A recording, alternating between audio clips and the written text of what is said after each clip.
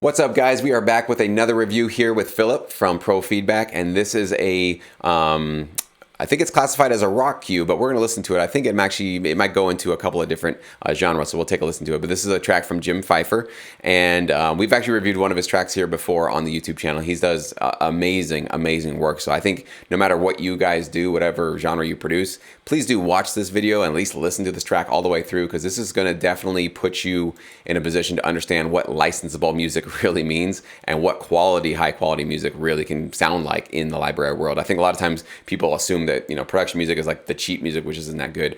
Some of the stuff that we hear in Pro Feedback is amazing. It's top quality, like Grammy winning material. So let's take a listen to Jim's track and we'll see if we can help him at all. Sometimes we can't really do much for him because he has such a great sound. But let's take a listen. Here we go.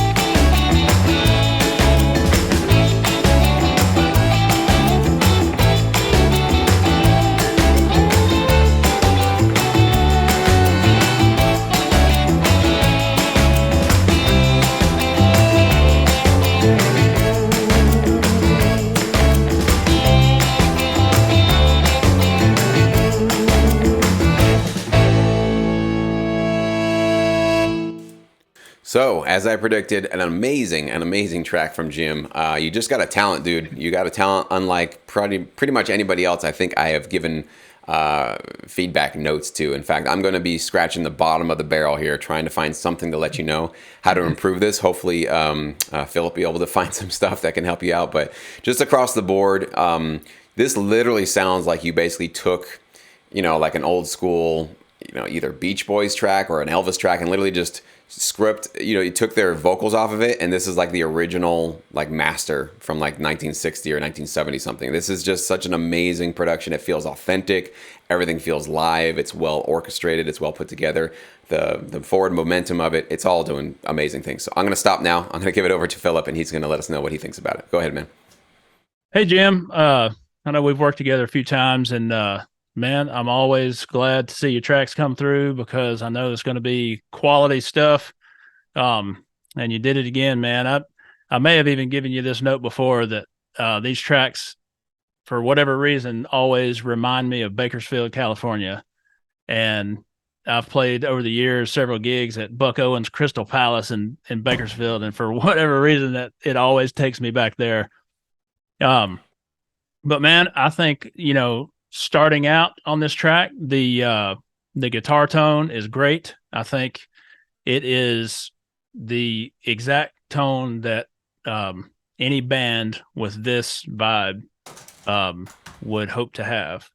One note that I would have that I give to a lot of people is maybe just an intro fill, half a bar, drum fill, or a guitar pickup or something like that, just to put on the front of the track, just to give an editor a transitional option if they wanted to use this piece, for transitioning from one scene to the other. So as they're doing that, it's just, just 2 or 3 notes, and it's just an option for them. They can always chop it off if they want to start it where you started it. And it's not going to make or break your track, but it's just one of those things that I think will make an editor smile because they have that option. I think the beat was great, and I think the feel was right. I think all the claps and snaps and the backbeat on the snare, everything is in its place. There's not too much stuff in there. It's really easy a lot of times producing a track like this where you can hear the band and you can hear the drums and the bass and a couple of guitars and a couple of auxiliary instruments. It's really easy as producers to sit there and once you've listened to it and produced on it for hours sometimes to start thinking, well, I need to put something in this hole, or I need to just add more things. And ultimately that just clutters a mix up. And I think you've done a really good job of everything is serving a purpose. Nothing is just there to be there. So good job there. The horns, when they come in, I think the part is really cool. I would suggest that they could just stab just a little bit harder, just a little bit more staccato, and maybe even a little bit louder in the track volume wise. Because when you're sitting in a club or at a show, when those horns come in and they're stabbing like this, I mean, it'll get your attention. It's dot dot dot dot dot dot. So I would experiment with that. And as I said, the part's great, so that would just be kind of riding a fader probably, or maybe a compression issue or something like that. The riffs are great. There's a marimba or something like that came in, panned to the left, and it almost seemed a little bit out of place to me. And I'm not even sure that it's the part. I think it might just be the tone. I would suggest maybe seeing if there's another instrument that might be able to carry that. It just seemed a little bit, kind of got this Southwestern, Mavericks type feel, old country kind of thing going. And the marimba just seemed a little bit out of place tone wise. So there's some stabs, not horn stabs, but just a full band. I don't remember the exact riff, but dum dum dum dum, something like that. I just felt like they could be just a little bit more pronounced, and I think the band was playing it right, but just a little bit more oomph to them. It just kind of seemed to kind of pass by, and again, these are very fine tuning notes. There's nothing wrong really with it as it is. I think this would just make it just take it from a 7 to a 10. The drum tones were great. I don't know what program you're using, but keep using it because it's really great. And again, I think the parts were really well played, and the articulations are really good. If you're playing those in yourself, really well done with the articulations, or if you're using loops, whatever you're doing to make it sound like a real drummer, good job, because it sounds really good. It's really easy for everybody else listening. It's really easy to have a canned loop and kind of overlook that when you're putting all the guitars and bass and everything on there, and then all of a sudden you have this great guitar and bass and keys and all this stuff that sounds human, and then in the background the drum loop that sounds really electronic gets overlooked. So don't overlook those drums, especially in a country Americana rock vibe like this. In the outro, I think I know that there was some extra instruments that you added, taking us on this outro, and I think it sounded great. One suggestion I would have, again, this is just a preference thing. This is not a make or break. Maybe have one of those horns in the background taking a solo run, just a trumpet that's just kind of soaring over the back, not real loud, because you got the riffs going, but just almost like that. I always call it the drunk uh, Hispanic trumpet in the background, that kind of like the guy you hear at the soccer games, and it's just like, just kind of screaming in the background.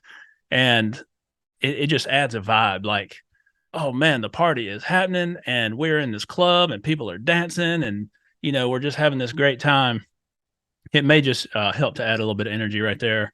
And man, I thought the ending was great. You came in really well, like you always do, man. So Jim, another job well done, man. Absolutely, yeah, and I'm really glad that I brought you for this one, Philip, because a lot of that stuff I don't think I ever would have made a note on, and so it's really cool that Philip's ears are just really tuned into this style, so he can pick up a lot of that. Because really, for me, the only really couple of notes I had was one, same with you with the horns, especially on these kind of drop down sections where things mellowed out, but the horns kind of became more prominent. They definitely needed to be much more exclamation marks, bum bum bum bum, whatever they were doing. They needed to really come up in their volume and in their attack in the mix, and probably throughout the track as well.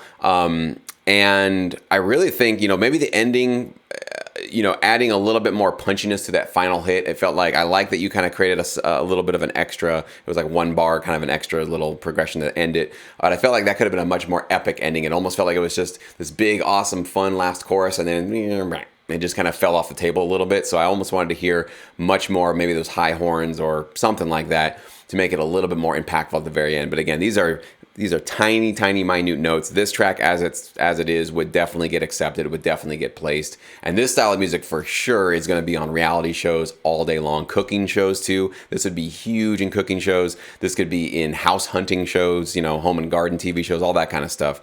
This style of music for sure gets placed all day long. And what you're doing so great, Jim, and what I want everybody to take from this is the authenticness of this, authenticity, I guess. Authenticness, maybe not the word, but authenticity of this throwback kind of blues rock feel that you have going on here. It just feels right. It feels like it came from that era. It feels like all the instruments are live. They were, properly performed. Everything is just right about this track. So it doesn't feel like, because a lot of producers, what they'll do is they want to make like maybe a throwback style like this, but they're using like modern elements, or even worse, like EDM drums or synths they're supposed to sound like a guitar or something like that. And you listen to it and you're like, this isn't even close to the right thing. And I think I like how Philip usually brings it back to the live aspect. And that's a really good reminder. I need to do that often, is to remember, okay, if this were a band on stage, what would it sound like? Where would the instruments be placed? How would things be panned in physical space, right?